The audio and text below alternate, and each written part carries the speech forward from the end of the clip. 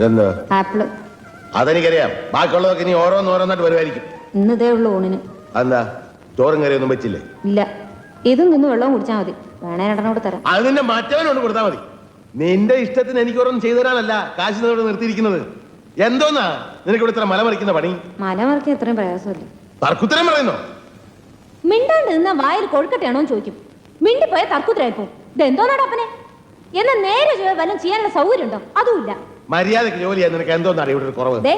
എടിപൊടിന്നൊക്കെ വിളിക്കാൻ വേറെ ആളെ നോക്കണം. എന്നാ പിന്നെ നിന്നെ ഞാൻ അകത്താരമേന്ന് വിളിക്കാം. നീ എന്നെ മോളൊന്നുമല്ല, ഇവിടുത്തെ അടിച്ചളിക്കാരിയാ. എന്നെ കൊണ്ട് ഒരു നേരം ഒരു പണി ചെയ്യാൻ സാധിക്കുള്ളൂ. കിട്ടുണ്ണി, അയാൾ ഇവിടുത്തെ പേക്കൂത്ത് സഹിക്കാൻ വയ്യാതെ പോയി. എനിക്കിപ്പോ ആരാണ് ഊണെന്താ റെഡിയാത്തതെന്ന്? രാവിലെ അരി അടുപ്പത്തിടാൻ തുടങ്ങിയപ്പോഴല്ലേ വെള്ളം ചൂടാക്കാൻ പറഞ്ഞത്? എനിക്ക് ചൂടാക്കിയില്ലല്ലോ, പച്ചവെള്ളത്തിലാണല്ലോ കുളിച്ചത്. വെള്ളം ചൂടാക്കാൻ തുടങ്ങിയപ്പോഴാണ് എണ്ണ കാച്ചാൻ പറഞ്ഞത്. അത് നടന്നോ?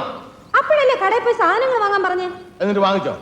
ഇല്ല, ഇവിടെ മുഴുവൻ തുടച്ചിട്ട് പോയാൽ മതി എന്ന് പറഞ്ഞു. എന്നിട്ട് അതും ഇതുവരെ ചെയ്തില്ലല്ലോ. അത് ചെയ്തുകൊണ്ടിരുന്നപ്പോഴല്ലേ ചോറ് വിളമ്പാ പറഞ്ഞത്.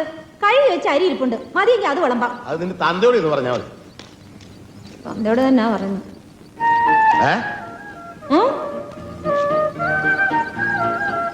ഒരു മണിക്കൂർ വേറെ ഒരു ജോലിയും പറയാതിരുന്ന ചോറുണ്ടാക്കി തരാം. എനിക്ക് വേണ്ട. ഒരു നേരം ഉണ്ടല്ലെന്ന് ഞാൻ ചത്തൊന്നും പോകല്ലോ.